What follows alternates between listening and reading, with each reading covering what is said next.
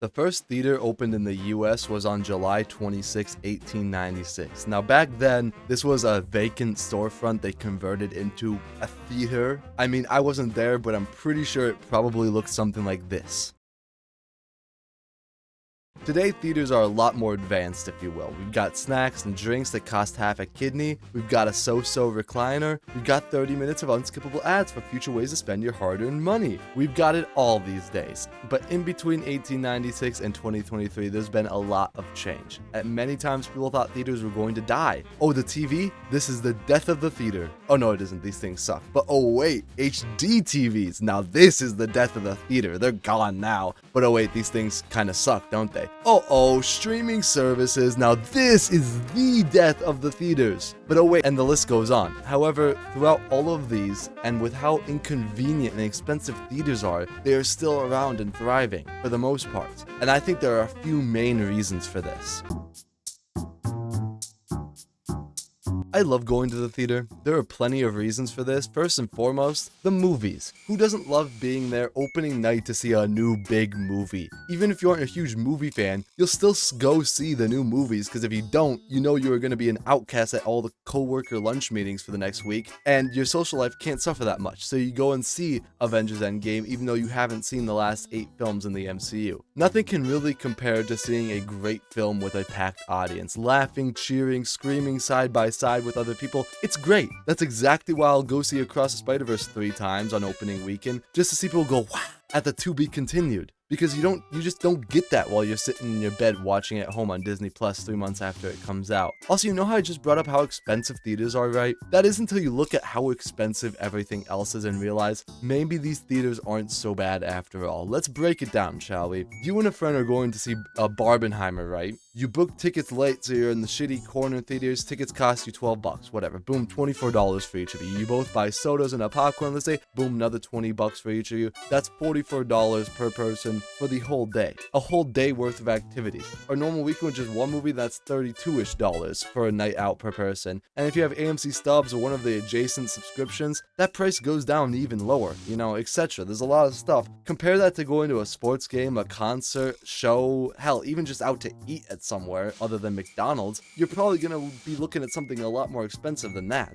So I still believe that movies are one of the most inexpensive nights out you can have. But with all that, I still firmly believe the reason theaters continue to thrive, even in an era where we have 4K, 8K televisions, home theaters, streaming services, is because of the people. We as humans like to connect, and the movie-going experience is a great way to do that. We love cheering with one another. We love crying with one another. We love hating with one another. Take Spider-Man No Way Home, for example. That movie was one of the best theater experiences I've had in my life. But you try and go back and watch that movie now, and it's something like this.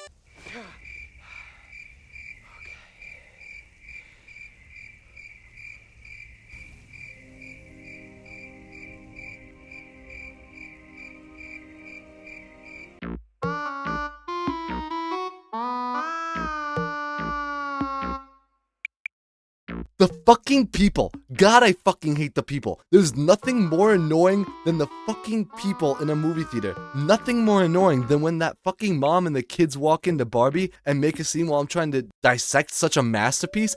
The kids clearly don't care and understand, and I'm steaming. So now I can't focus on the movie because I'm just daydreaming of punting these kids straight onto the fucking highway, but I can't actually do anything, and that's just gonna escalate it and make it a bigger, more annoying scene. And okay, I'm clearly joking here. I have no problems with kids having a hoot and a holler at Barbie or at the Mario movie. That's exactly what they were designed for. I do have a problem when I'm seeing Mission Impossible on opening night and the kids behind us are practically proving to everyone this is their first time touching grass. Or Oppenheimer on opening fucking night and there's dipshits behind me that starts devolving into monkeys and going bonkers because there's honkers on screen. And then proceed to not shut the fuck up about it for the rest of the movie. Seriously, fuck those kids. You know what's even worse than the inbred degenerates? The people who think they are funnier than the movie and are constantly making jokes over it. The worst case of main character syndrome. I don't care if you are funnier than the movie. I didn't pay for your stand-up comedy special. I have Netflix for that. But you know what's even worse than the main character? The phone addict.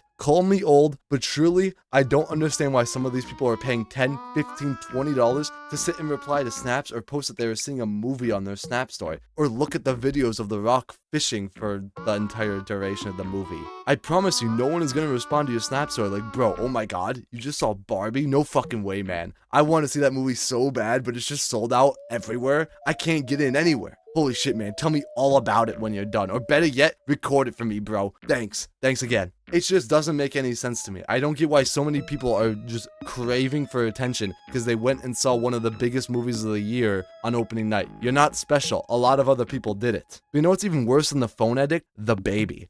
I don't even blame the baby. That's what they do. They cry, right? And to an extent, I don't blame the parents. It's hard to get a night out after having a kid, but it's not my fault you went raw, no rubber. It's yours. Take care of the fucking thing. If it starts to cry, take it outside till it calms down, then come back in. You might miss some of the movie, but oh well, that's the price you pay. There was this one time I was watching Shang-Chi. I think this was like my 5th viewing, so I didn't really care too much, but these parents had their kids, right? And the kids walked away from them. So right there, the parents should have got up and went and got their kids back, but they just walked away from them. The parents just sat and kept watching the movie and they just came over and started tugging on my shirt. I thought if I ignored them, they'd get bored and leave, but they didn't. They sat there for like 5 minutes, just like pulling on like the lip of my shirt, like the sleeve. I didn't know what to do. I don't want to touch them because kids are disgusting. So I shot like a stern look at the parents and they did nothing. They did nothing. I ended up literally getting up and just punting those kids onto the fucking highway. In conclusion, the movie theater experience is not going away anytime soon. Even though I do feel COVID has had lasting impacts and some people need to